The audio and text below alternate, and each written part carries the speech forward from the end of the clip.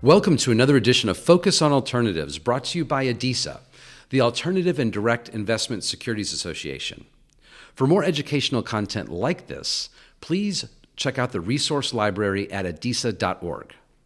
My name is Greg Moz. I'm your host today. We're joined by Aaron Pollock. He's the founder and CEO of VentureCo.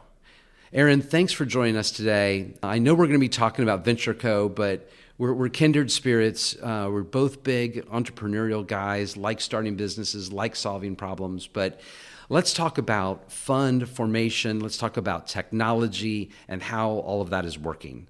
Specifically, I want to dive in and ask, what are some of the key factors driving changes in the investment landscape today?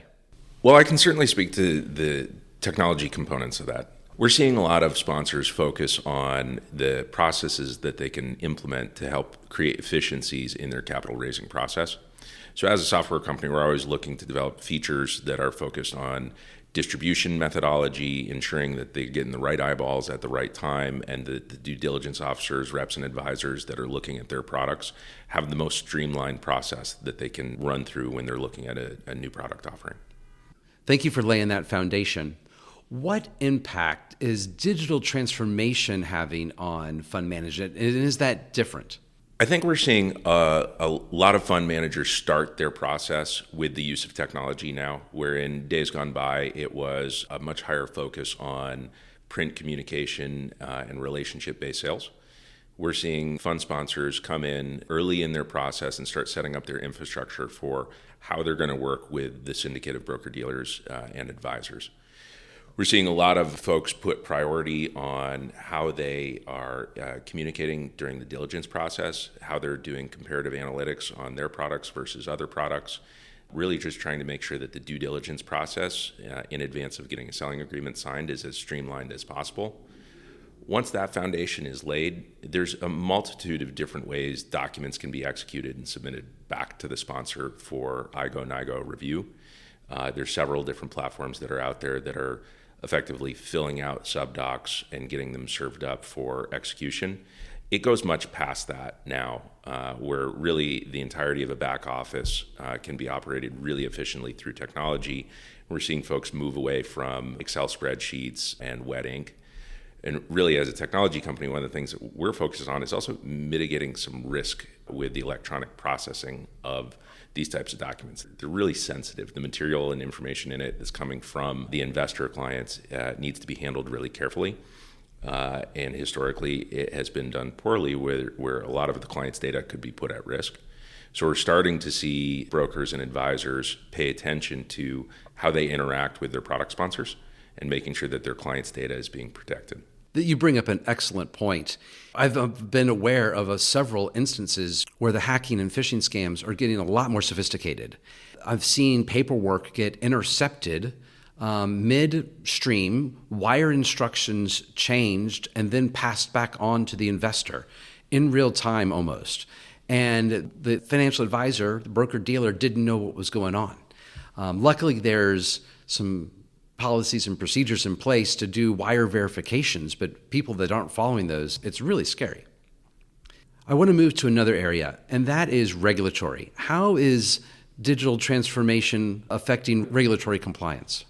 There's always been a lot of scrutiny in our part of the securities world as it relates to books and records.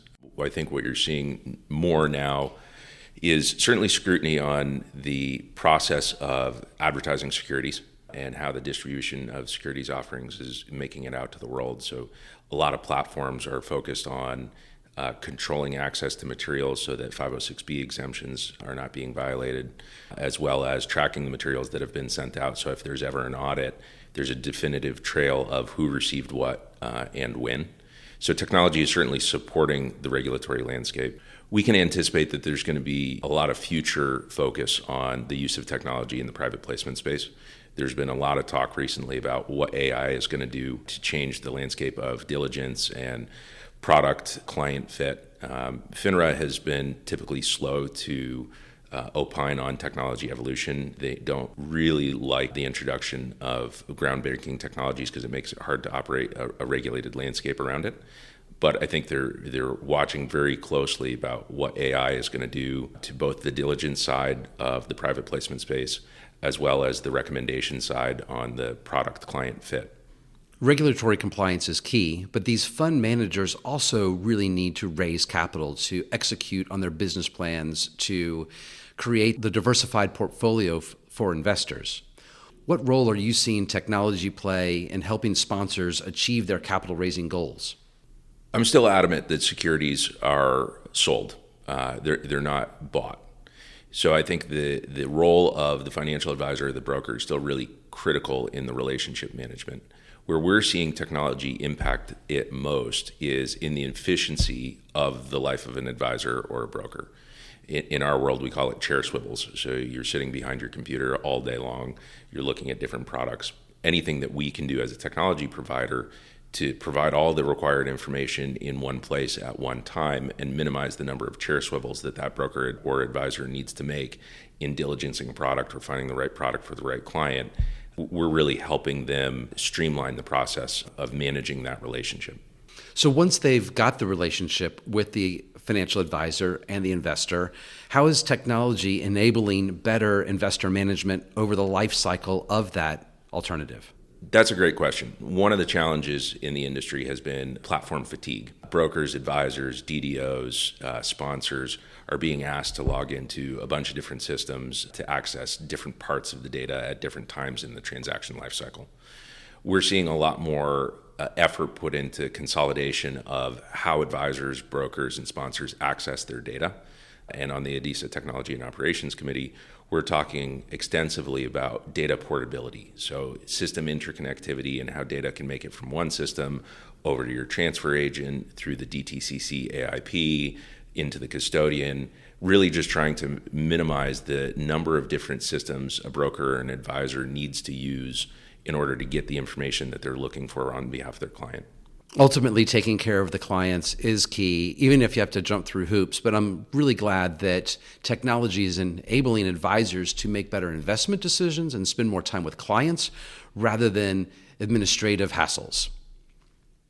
Aaron, what key takeaways do you have for the audience on how to apply technology in their fund formation today? I use this a lot when I'm talking to potential clients. The first thing that we're trying to mitigate is risk of data loss. So handling data poorly through things like emailing subdocs. So if there's one takeaway, it's for all the reps and advisors to just stop emailing documents that have sensitive data in it.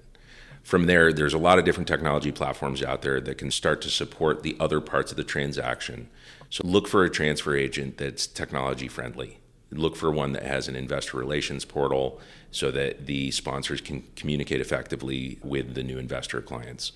Look for a straight-through processing system that accommodates both documents that get executed offline as well as ones that get fully electronically populated. You bring up a great point because there is a transition going on. There is the ideal state where everything is fully automated in one system, seamless, and then there's the way things are now, which is still that patchwork. So I'm glad that there's firms out there like yourself that are continuing to innovate, that are continuing to push the limits and really focus on the advisor and investor experience. I use my dad as an example a lot because he matches kind of the target investor demographic for a lot of the private placements. And he's a guy that's going to print out every email that he gets.